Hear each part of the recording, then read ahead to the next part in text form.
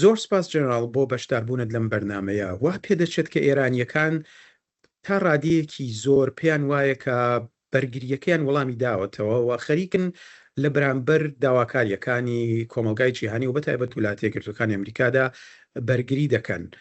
ئایا پێتان وایە ئێرانیەکان تووشی هەڵەیەکن لە لێکدانەوەیاندا و ئەگەر تووشی هەڵن لە لێکدانەوەیاندا پێتان وایە ئەمریکا تاکەی ئەتوانێت سەبر لەگەڵەمانە بگرێت و چۆن وەڵامیانەداتەوە؟ Yeah, well, no, it's Iran that's miscalculating. And the reason is this. بەڵێ ئێران تووشی هەڵەی لێکدانەوەیە. کاریگەرترین بیردۆزەوان لەسەر جەنگ لە ڕۆژاوادا پیاوێک بوو بە ناوی کاڵ ڤۆن کلۆزەویتس. ئەو چۆنیەتی تێگەیشتن لە جەنگی ڕووتر کردەوە، نەک چۆنیەتی جەنگکردن، بەڵکو چۆنیەتی تێگەیشتن لە جەنگ. یەکێک لەو شتانەی گوتوێتی کە ڕاستیشە ئەوەیە نرخ و گرنگی ئەو ئامانجەی کە هەر وڵاتێک لە پێناوی دەدەگت جەنگێت دیاری دەکات کە قەبارە و درێژەکەشانی جەنگەکە چەند دەبێت. لەم حاڵەتە تایبەتەدا سەرۆک ترامپ بەڕوونی ئامانجەکەی دەربڕیوە. ئەو دەڵێت ئێران نابێت چەکی ئەتۆمی هەبێت. هیچ شتێک بۆ مرۆڤایەتی نەک تەنها بۆ وڵاتە یەکگرتووەکانی ئەمریکا لە ئاتوڵایەکی ئەتۆمی مەترسیداتر نییە. بۆیە ئێمە لە وڵاتەدا ئامادەین لە ڕووی دەرونی و مادیەوە بۆی ئەم کارە تا کۆتایی بەردەوام بکەین. ئێستا ئەگەر سەرۆک ترامپ بڕیار بدات لە ناوەڕاستی ئەم پرۆسەیەدا دانیشتن بکات، ئەو بابەتێکی ترە. ئەو لە بەرامبەر خەڵکی ئەمریکا و بەرپرسە کە سەرەتا هەموو ڕێگە ئاشتیەکان بە تەواوەتی بەکاربێنێت پێشەوەی لە کۆتاییدا بە تەواوی ئەم ڕژێمە لەناو ببات. ئەگەر چاو لێ بکەن باوردێکتان هەبێت لە نێوان ئەو دوو شەڕی کە ئێستا لە ئارادایە و شەڕی 1992 عێراق بەراوردێکتان هەبێ بە نسبەت ئەو بوونەی ئەمریکایەکان و هێزەکانی ئەمریکا لە ناوچەکەدا پێتان وایە زۆرترە کەمترە؟ ئەگەر کەمترە بۆەوە چۆن بەگشتی توانی کاریگەری هەبێت لەسەر هەموو معادلەکە؟ بە دڵنیاییەوە گەورەیە. ئێمە نەمان بینیوە وەزارەتی جەنگ بە فەرمی ڕابگەێنێت کە ئایا بەڕاستی لەوەی ساڵی 1991 گەورەترە یان نا. بەڵام بە تەواوی گەورە دەردەکەوێت و بەڕاستیش زۆر گەورەیە. ئێستا سێ گروپی کەشتی فڕۆکە هەڵگری هێرشکەرمان لە ناوچەکەدا هەیە. ئەمە کۆبوونەوەیەکی زۆر گەورەی هێزە.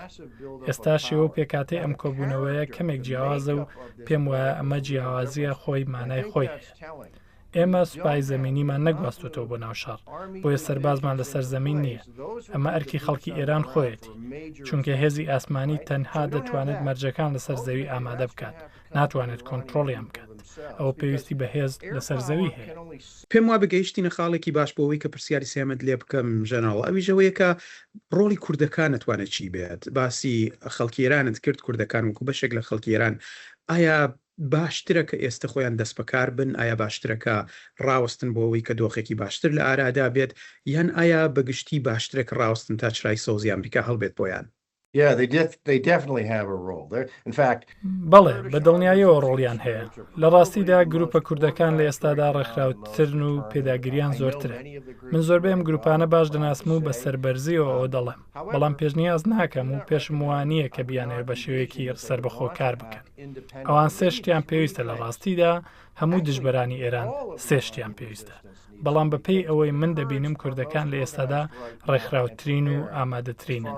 ئەو سێشتا ئەوانن: یەکەم، پێویستیان بە چەکە، چەکی زیاتر. واتە ئێستا هەندێک چەکیان هەیە، بەڵام تازە زیاتریان هەبێت هەرکەمە. پێویستیە چەکی زیاتر بگاتە دەستیان.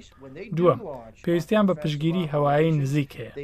کاتێک دەست دەکەن بە هێرش و ئۆپەراسیۆنە هێرشکارانەکەیان، پێویستیان بە پشگیری هەوایی لەسەرەوە هەیە بۆ ئەوەی دۆخەکە بگۆڕن و پێشکەوتنیان بە شێوەیەکی کاریگەرتر درێژە پێ بدەن. سێم، پێویستە دڵنیا بن کە ئەمریکا و ئیسرائیل تا کۆتایی لەگەڵ ئەوانن. ئەو کۆتاییش دەبێت ڕوخانی ئەم ڕژێمە بێت. بۆچی ئەمە دەڵێم؟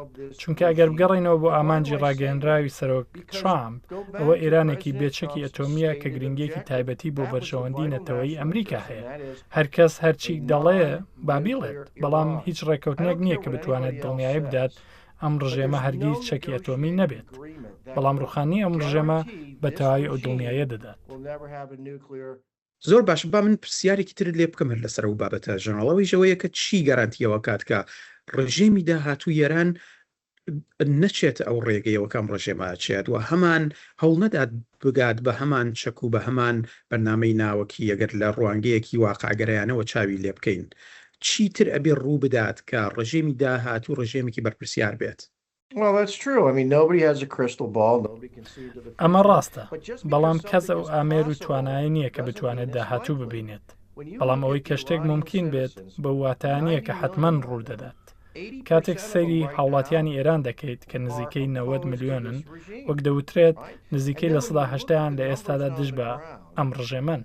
پاشان کاتێک سەیری ژمارەکان لەسەر زەوی دەکەیت، نزیکەی 1.6 ملیۆن هێزی سوپای پاسداران هەن کە پابەندن بە سەرکردنی هاوڵاتیان. ئەم ژمارەیە هێزی بەسیجیش دەگرێتەوە. ئەمانە و ئامراز و کلیلانن کە ڕژێم بەکاریان دەهێنێت بۆ کۆنتڕۆڵکردنی خەڵک. بەڵام خەڵکەکە 90 ملیۆنن. تەنانەت ئەگەر وا دابنین کە بەشێکی گەورە لەو دانیشتوانە جارێکی تر نەچنە سەر شەقام، بۆ من ڕوونە لە کۆتاییدا ئەو 1.6 ملیۆن هێزەی ڕژێم بە تەواوی کەمتر دەبن لە ژمارەی خەڵک. ژەنەرال ئادینۆ، زۆر سوپاس کە لەگەڵ ئێمە بووی.